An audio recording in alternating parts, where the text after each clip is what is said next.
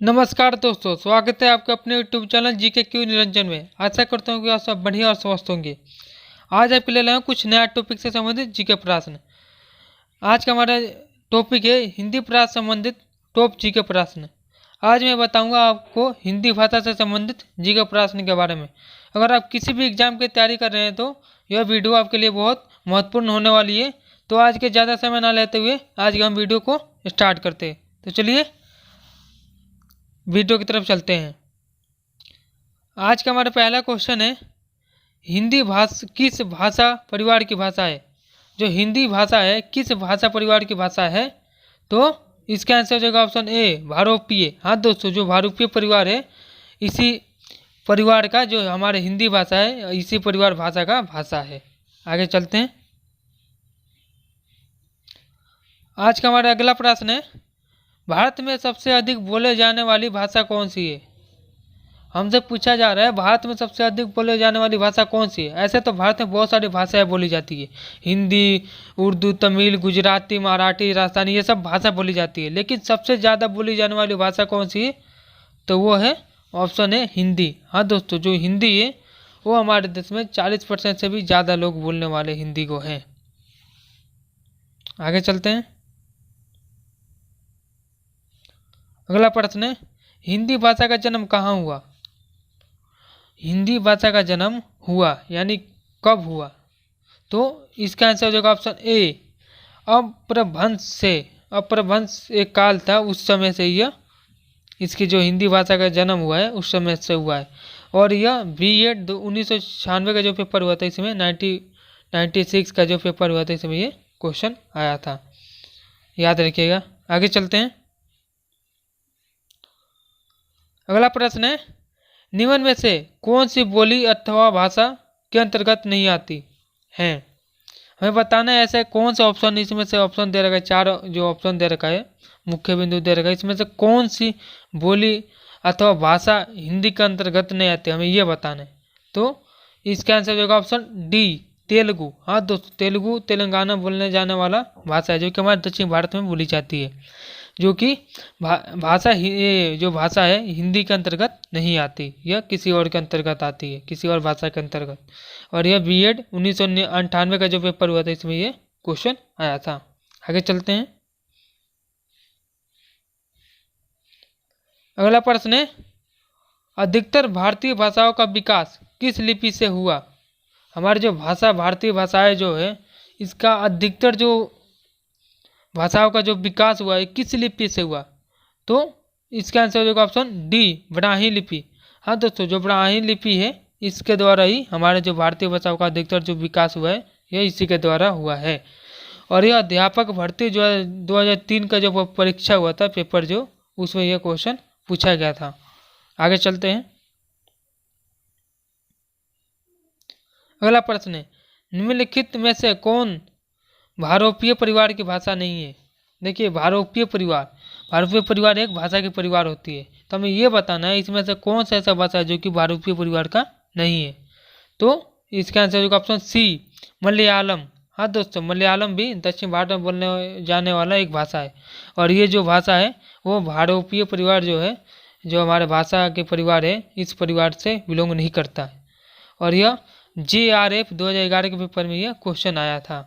आगे चलते हैं। अगला प्रश्न है, हिंदी दिवस किस दिन को मनाया जाता है। हिंदी दिवस हमें बताना है किस दिवस को मनाया जाता है। तो इसका आंसर होगा ऑप्शन बी, 14 सितंबर। हाँ दोस्तों, 14 सितंबर को हम हिंदी दिवस के रूप में जानते हैं, हिंदी दिवस मनाते हैं। और यह TGT 2004 के 14 का जो पेपर हुआ था इसमें यह क्वेश्चन आया था, तो याद रखिएगा। आगे चलते हैं।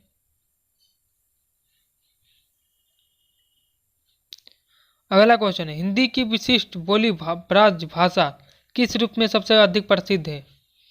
जो हिंदी की विशिष्ट बोली जो ब्रज भाषा है वो किस रूप में अधिक प्रसिद्ध है, तो इसका आंसर हो जाएगा ऑप्शन डी, काव्य भाषा। हाँ दोस्तों, काव्य भाषा में यह ब्रज जो भाषा है वो अधिक प्रसिद्ध है, क्योंकि काव्य भाषा ऐसा भाषा है जिसमें ये सबसे ज़्यादा जितने भी कहानी लिखी जैसे कृष्ण लीला है, यह जो ब्रज भाषा में इसकी गणना की गई, जिसने तुलसीदास ने ये सब गणना कर रखा है ब्रज भाषा में। आगे चलते हैं। अगला प्रश्न है, हिंदी भाषा किस लिपि में लिखी जाती है? देखिए, हिंदी हर भाषा की एक लिपि होती है, तो हमारे जो हिंदी भाषा है वो कौन सी लिपि में लिखी जाती है? तो इसका आंसर होगा ऑप्शन सी, देवनागरी। हाँ दोस्तों, देवनागरी एक लिपि है जिसके अंतर्गत जो हिंदी भाषा है यह लिखी जाती है। अगला प्रश्न की तरफ चलते हैं।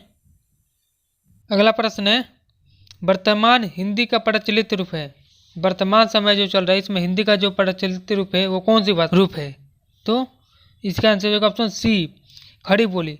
हाँ दोस्तों, जो वर्तमान समय में हिंदी का जो प्रचलन चल रहा है वह खड़ी बोली के भाषा के रूप में चल रहा है। आगे चलते हैं। अगला प्रश्न है, हिंदी भाषा की बोलियों के वर्गीकरण के आधार पर छत्तीसगढ़ी बोली है। हिंदी भाषा के जो बोलियां है या जो भाषा बोलने वाले हैं उसके जो वर्गीकरण हुआ है वो उसके आधार पर जो छत्तीसगढ़ की बोली है कौन सी बोली है? तो इसका आंसर होगा ऑप्शन ए, पूर्वी हिंदी। हाँ दोस्तों, जो पूर्वी हिंदी है वो छत्तीसगढ़ के में बोली जाती है, जो कि हिंदी भाषा के बोलियों के आधार पर वर्गीकरण हुआ है। आगे चलते हैं। अगला क्वेश्चन है, मगही किस भाषा की बोली है? देखिए, मगही शब्द है, इसके जो ये भाषा है वो किस भाषा की बोली है? तो इसका आंसर होगा ऑप्शन डी, बिहारी। हाँ दोस्तों, जो बिहारी भाषा है, बिहारी को जो भोजपुरी में बोलते हैं, उसमें जो मगही है ना, उस भाषा को जो भाषा है मगही वहाँ पे बोला जाता है। और यह प्रयोक्ता भर्ती परीक्षा जो हुआ था 2005 में यह पूछा गया था। आगे चलते हैं। अगला प्रश्न है, हिंदी खड़ी बोली किस अपभ्रंश से विकसित हुई है? जो हिंदी खड़ी बोली है वो किस अपभ्रंश से विकसित हुई है? तो इसका आंसर होगा ऑप्शन सी, शैरसैनी। हाँ दोस्तों, जो शैरसैनी है इससे ही जो हिंदी खड़ी बोली है यह अपभ्रंश से विकसित हुई है। आगे चलते हैं। अगला प्रश्न है, भाषा के आधार पर भारतीय राज्यों की पुनर्संरचना की गई थी। भाषा के आधार पर जो भारतीय राज्यों का जो पुनर्संरचना यानी पुनः से निर्माण किया था, दोबारा से जो निर्माण हुई थी आज़ादी के बाद, वो कब की गई थी? तो इसका आंसर हो जाएगा ऑप्शन डी, 1996 ईसा में। जो 1996 के साल था उसी समय इसको पुनर्संरचना की गई थी भारतीय राज्यों के भाषा के आधार पर। और ये रेलवे का जो 2005 एग्जाम हुआ था इसमें ये पूछा गया था। आगे चलते हैं। अगला प्रश्न है, भाषाई आधार पर सर्वप्रथम किस राज्य का गठन हुआ? भाषाई आधार पर अगर आप 12th क्लास तक पढ़े हैं, आर्ट्स से बिलोंग करते हैं, तो ये भाषाई आधार का क्वेश्चन आपको पता होगा।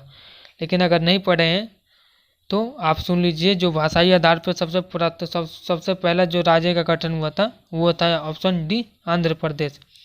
जो आंध्र प्रदेश है वो भाषाई आधार पर सबसे पहला अपने देश का गठन होने वाला राज्यों में से एक राज्य है। आगे चलते हैं। अगला प्रश्न, निम्न में से कौन सी भाषा संस्कृत भाषा की अपभ्रंश है?